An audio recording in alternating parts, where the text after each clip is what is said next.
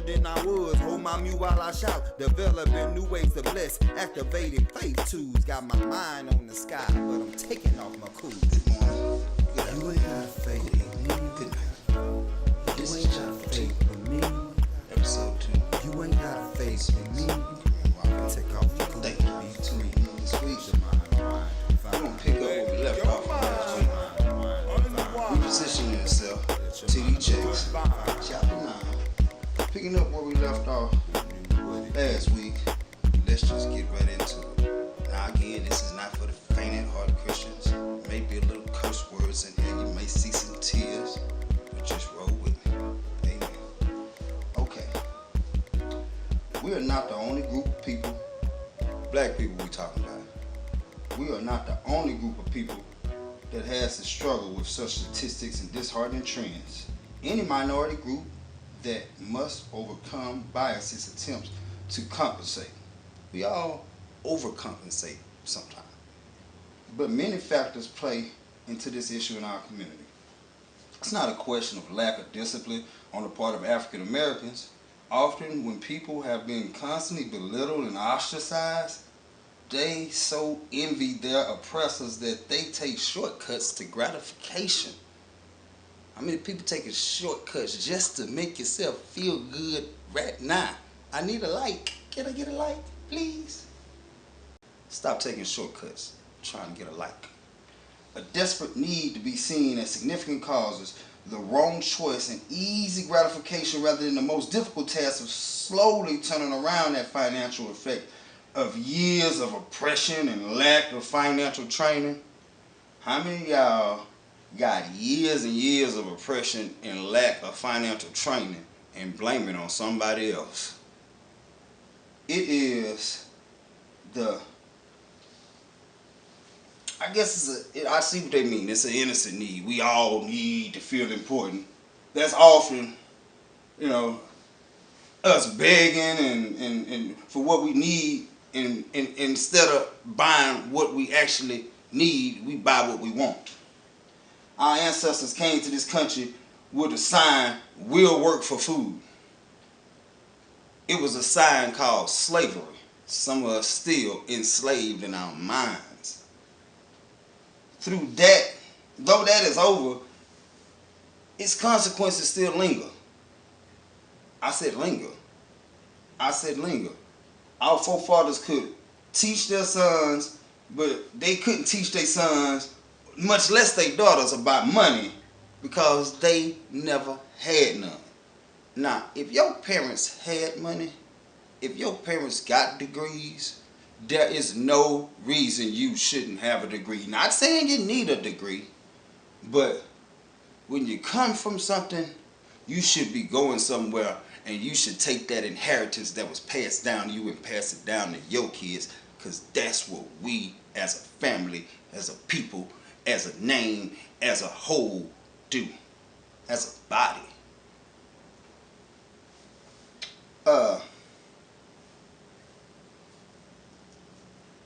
Millions of advertising dollars have been spent to target the black consumer, but few have been spent to train our people in the principles of wealth building that are needed to sustain wealth that exists in our growing economy. Now check this out.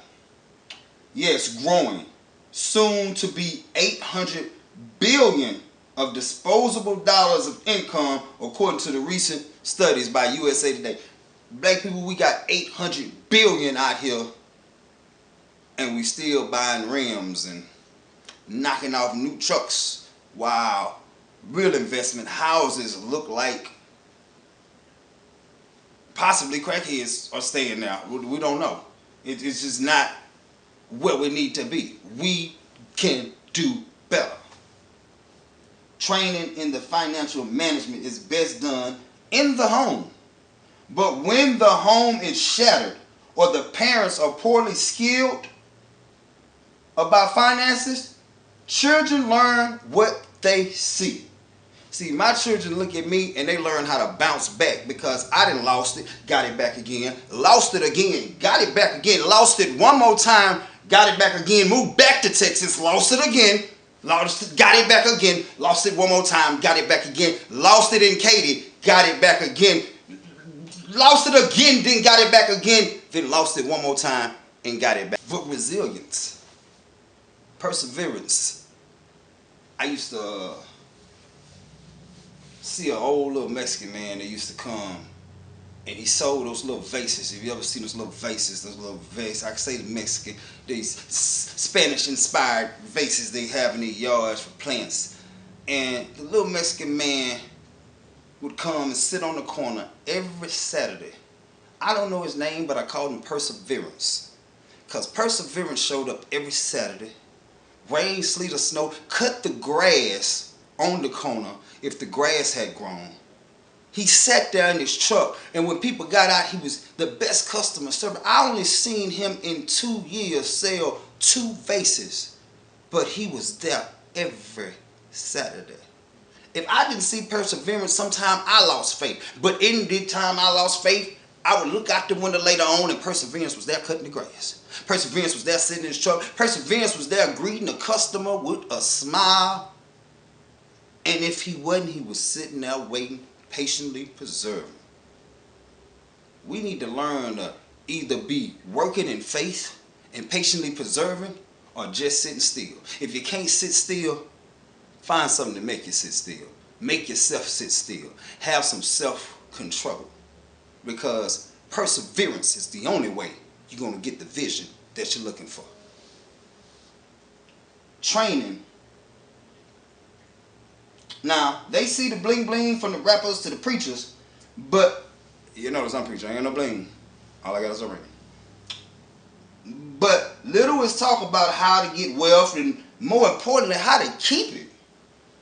If you try to live the lifestyle of the rich and famous without a practical, pragmatic plan, if you spend on depreciable and ignore appreciable assets, you would live a pseudo life, a facade. I'm going to repeat that. If you spend on depreciable trucks and cars and Air Force Ones and Jordans and 1s and 2s and 3s and rims and gold and platinum and whatever your diamonds, if you spend on depreciable and ignore the appreciable assets, wives, kids, life, health, youth, able, woke up this morning, home, appreciable assets, your life will be a pseudo life, a facade. Bling bling without economic empowerment is much like a woman having false labor. She is feeling travail, but the baby isn't ready. It is a trip to the emergency room only to come back empty-handed. Likewise, diamonds and furs don't mean that you are wealthy. They may instead mean you're broke. I want to teach this until I don't see another Porsche parked in front of an apartment. I am wearing some Prada shoes. I'm worried that y'all wearing Prada shoes, but they stuffed up under the bed because you ain't even got a closet. St. John dresses and Jack McConnell hats are nice when you got a trust fund. But when you don't, you just going to wish you ate your hat later. Why are Air Force Ones, these elaborate tennis shoes, on the feet of children who don't have books? They ain't no school books. Air Force Ones. And if I preside over another funeral of a minister who had alligator shoes more than the swamps got crocodiles, yet we got to raise offering for his widow and children who was left with no life insurance, I think I'm just going to scream. I scream for you. Ah! Tired of it. Our country must do more to help all people who are poor. America. But neither charitable neighbors nor government programs will eradicate poverty if they are left to do the work alone. Without educating people with a wealth strategy and giving them a mentor who understands their struggle. Any amount of charity is like pouring fresh water into a rusty bucket that leaks. Poor financial habits, whatever your income is, large or small, leak out over time. It's not just for the sake or say to the future generation, we must become more responsible and focused. When I say growing up, my grandmama kept a savings can in a coffee can on the top shelf of a cupboard. Leftover groceries, money, spare change, unexpected gifts, all deposits in the can. It accumulated a nice little nest egg, and she was ready to purchase a major appliance or some coats and stuff for the grandchildren. It came from that can. Today, we have poured grandmama's coffee can into the daily latte at the corner Starbucks. Or, whatever your vice is. Another pair of designer shoes, or this bottle's wine. This week's bottle of wine. Please don't hear me wrong. I'm not against these items or the concept of splurging every now and then or rewarding yourself with a nice pick-me-up. We all need one. If you work hard, you deserve it at the end of the week. However, when we are slowly digging ourselves deeper and deeper in debt, heaven forbid, into bankruptcy or foreclosure, because we have no self-control, then something must change. Really, we gotta change, people. Where you going? Who you with? Dollars and cents. Too often, I can't believe we caught up in the cycle that is as dangerous as a riptide hiding under a calm swell in the ocean current. How do we begin moving beyond this dangerous water into a smoother, calmer sea? I'm glad you asked. In the rest of this chapter, I would like to share some tips and strategies of the ways to slay the lions, tigers, and bears, oh my, that come our way. In the next chapter, we will determine how to use this knowledge, and then we're going to build on these blocks to defeat the giant debt looming over most of us, our mortgage. If the steps of the good man are ordered by the Lord, and they are, I know my order, they is ordered, baby. Steps is ordered. Presets in the clouds. Then here are a few simple steps that will set you into a jog toward the prize. Jog now, you ain't sprinting. And realize the prize of good credit is actually the redemption of your name. I don't know if God wants you rich, but he did teach the importance of a good name. Can they stand on your name? Hard like a rock. This is all good credit is. It is a good name with the business community. Now, here are a few steps to retrieve, redeem, and restore your good name by repositioning yourself one step at a time. Look yourself in the mirror and know what your worth is. By this thing, I mean to me, first, you must face yourself and the emotional baggage you have regarding money. And I mean look yourself squarely in the eyes. I encourage you both to journal, to discuss with someone who's ahead of you in this area, friends or family members, somebody in church, please. Be honest with yourself. Be honest with them. Don't lie. Don't spin it. Don't spin your past mistakes. If you want money on clubbing and eating out, if you spend it on that and waste it, then acknowledge that's what you do. You wasted the money. How will you prevent yourself from repeating this pattern is what you should ask yourself. Because if it happened once, twice, 3 times, it's probably not them, it's you. It's not that you can never get out again. It's simply being smart about it so you can maintain that good feeling about yourself instead of experience the highs and lows of that riptide. Second, I encourage you to put all the facts of your financial future in front of you. Consider it a personal audit, not what you're worth as a person. It's hard to separate from your financial worth sometimes, especially in our culture. But just as embarking on weight reduction plans requires a major lifestyle change, not a 6-week diet. Some people need a lifestyle change. 6 weeks ain't gonna knock off 25 years of sitting on the couch. You must realize that you cannot continue to think about money and finances the same way. Some days you will exercise and feel good. Other days you force yourself to show up at the gym or to forgive yourself when you don't. Some of y'all need to forgive yourself for your life just being the way it is so you can move on.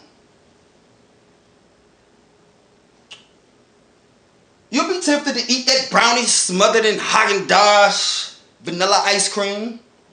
But when you know what will happen to you, both physically and emotionally, you don't eat the Haagen-Dazs and the ice cream every night. Getting out of debt works the same way. Life works the same way. They say no pain, no gain. They mean that. Just as you can't escape the need to eat, you can't escape the reality that money is needed to navigate through each day. So take the time to start out slow.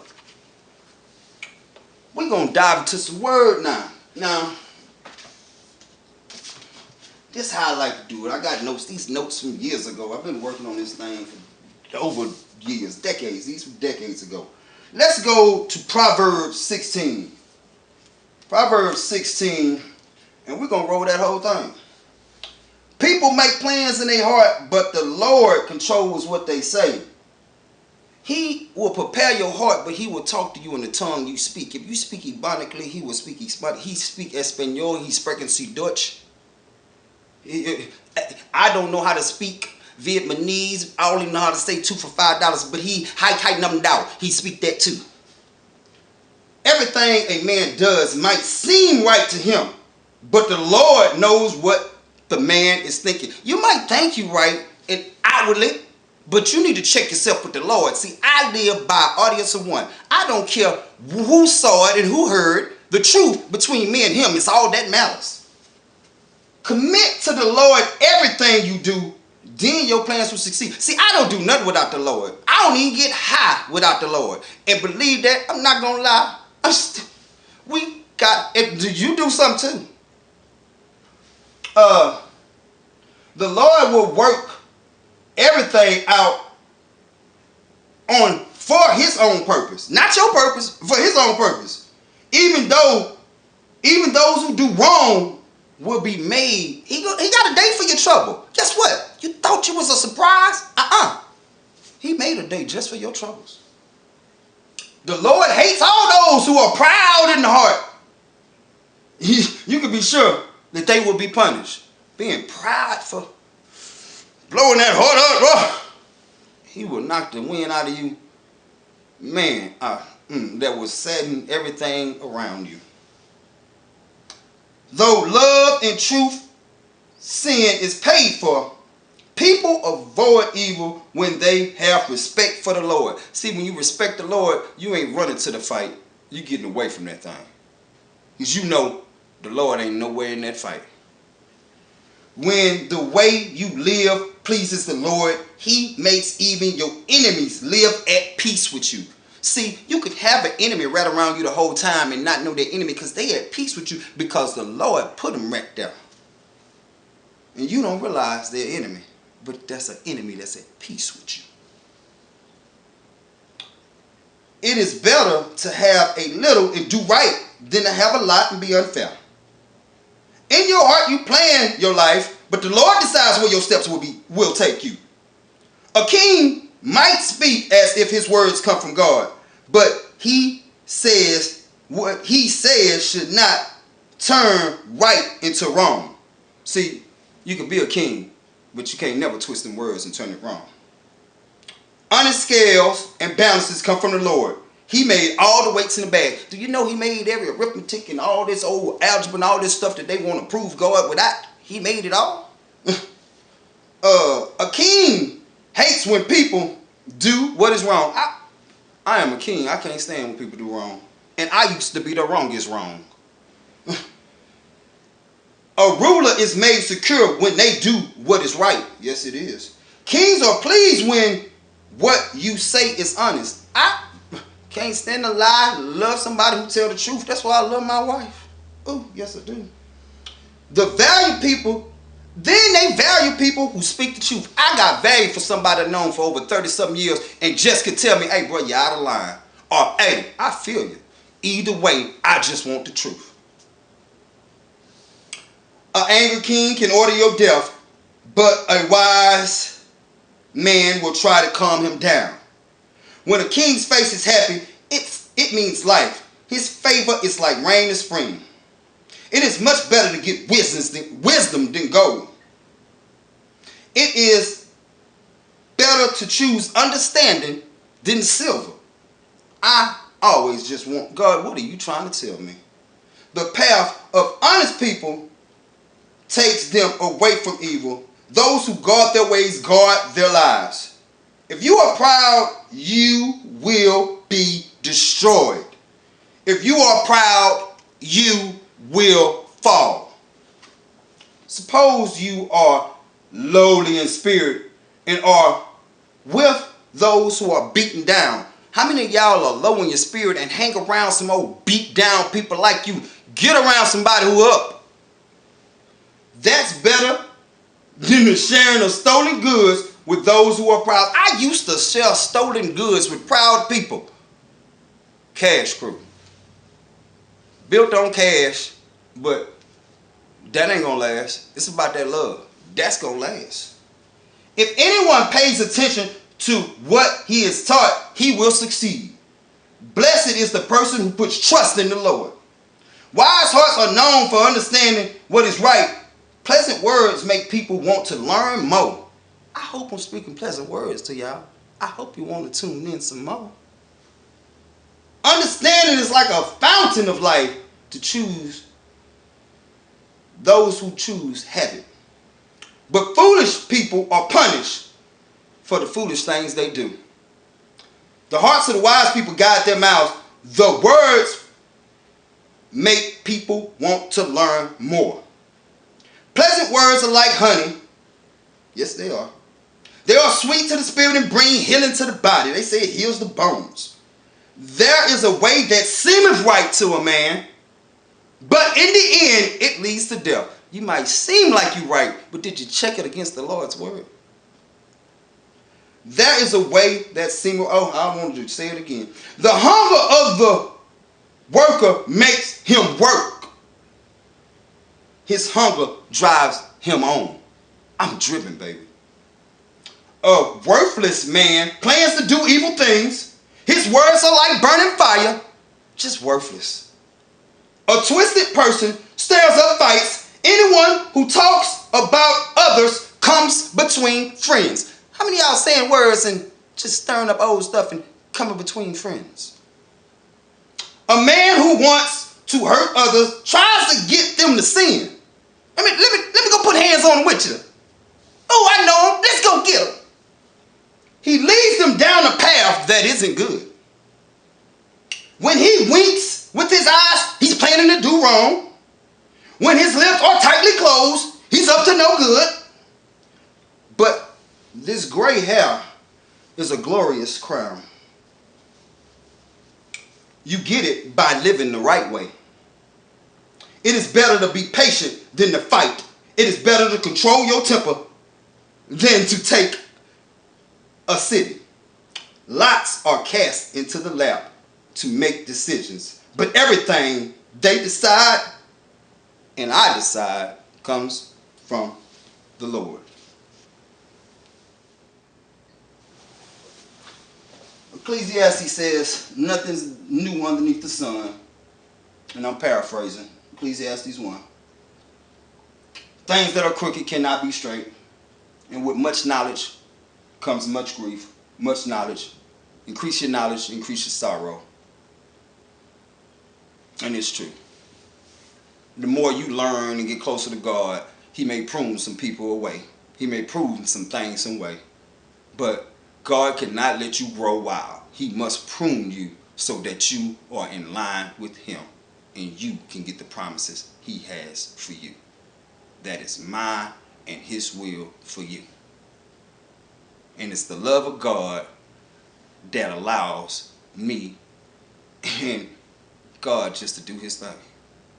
That love is a love that we on this earth cannot fathom, especially in this world we live in now. Because pure and just that agape love, we haven't seen it in generations. But it's time to bring it back. It's time to bring it back. Good morning, good afternoon, good evening, good night. This has been He Speaks with Kareem Rock. Wanted to share this story. You know, moon and stars and ask me if I'm a Christian and I say yeah.